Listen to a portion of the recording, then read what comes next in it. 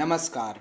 स्वागत है आप सभी का द ऑटरिंग में। आज हम बात करने वाले हैं इंडिया में डेंगू के बढ़ते संक्रमण और उससे हेल्थ इंफ्रास्ट्रक्चर पर मंडराते खतरों पर। लेकिन उससे पहले यदि आपने हमारे चैनल को सब्सक्राइब नहीं किया है तो जल्दी से उसे सब्सक्राइब कर दें और बेल आइकन दबाना ना भूलें। सितंबर में रिकॉर्ड बारिश के साथ दिल्ली में डेंगू के मामले बढ़े।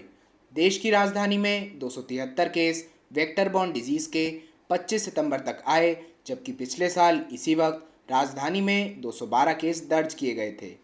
इस साल सितंबर में रिकॉर्ड बारिश के साथ देश की राजधानी दिल्ली में डेंगू के मामलों में एक बढ़त देखी गई, क्योंकि इससे एक सप्ताह में 62 संक्रमण जुड़े हैं, जैसा कि शहर के सिविक बॉडीज़ के आंकड़ों से पता चलता है। राजधानी में 25 सितंबर तक वेक्टर बॉर्न डिजीज़ के 273 मामले दर्ज किए गए। इसी की तुलना में शहर में पिछले साल की तुलना में इसी वक्त संक्रमण के 212 मामले दर्ज किए गए थे। यह सुनिश्चित करने के लिए डॉक्टरों का कहना है कि पिछले साल कोविड-19 के डर से डेंगू के रोगियों ने अस्पताल में सूचना नहीं दी थी। 2019 के मामलों को देखें तो दिल्ली में इसी वक्त डेंगू के 282 मामले उस वक्त दर्ज किए गए थे। नगर निगम के अधिकारियों ने चेतावनी दी कि प्रजनन बढ़ रहा है। यह प्रजनन का चरम समय है। इसके अलावा भी शहर में इस बार समय पर रिकॉर्ड वर्षा भी हुई है, जिससे अधिक प्रजनन हो सकता है।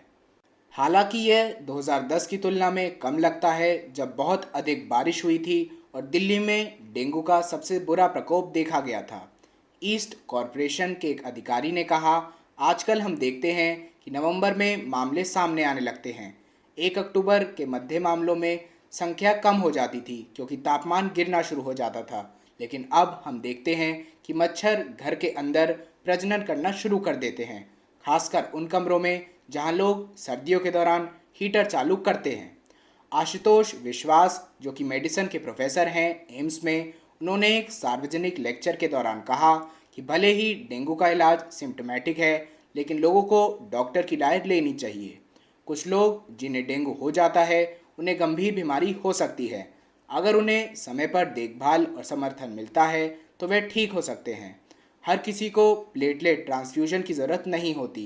वे कहते हैं, उन्होंने एक अध्ययन किया है जिससे पता चलता है कि कम से कम 10,000 से 20,000 प्लेटलेट्स होने पर भी लोग बिना किसी ट्रांसफ्यूजन के अपने आप ठीक हो सकते हैं।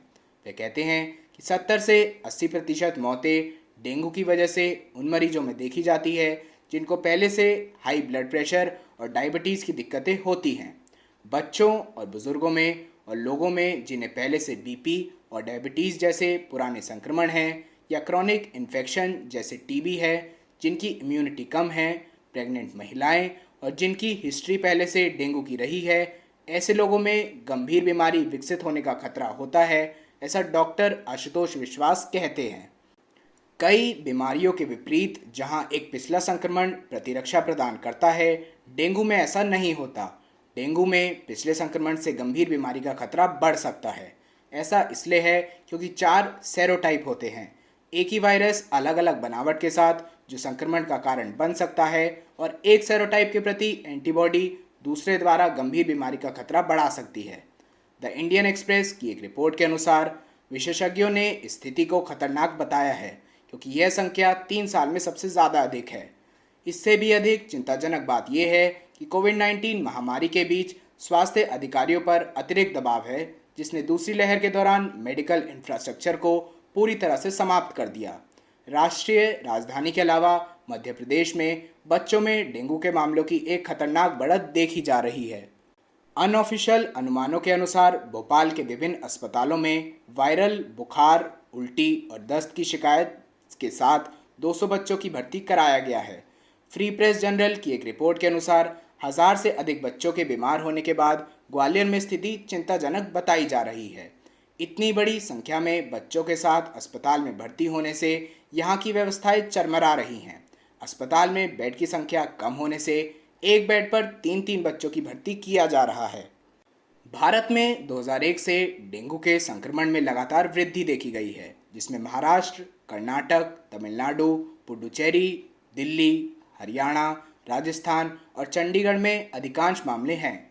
अधिक शहरीकरण के साथ मिजोरम, उड़ीसा और अरुणाचल प्रदेश में भी डेंगू के संक्रमण की सूचना मिली है, जहां ये बीमारी पहले मौजूद नहीं थी। वर्ल्ड हेल्थ ऑर्गेनाइजेशन के एक अनुमान के अनुसार दुनिया में लगभग एक तिहाई आबादी ऐसे क्षेत्रों में रहती है जहां डेंगू स्थानिक है, यानी करीब 2.5 अरब लोग पर लगातार संक्रमण का खतरा बना हुआ है। उनमें से लगभग 50 मिलियन लोग संक्रमण का शिकार होते हैं और लगभग 25,000 लोग हर साल संक्रमण से मर जाते हैं। आज के लिए बस इतना ही। मैं आदित्य शर्मा आपसे विदा लेता हूँ। अगर आपको हमारी ये खबर पसंद आई तो वीडियो को लाइक करें और चैनल को सब्सक्राइब करना ना भूलें। फिर मिलेंगे एक नई खबर के साथ। धन्यवाद।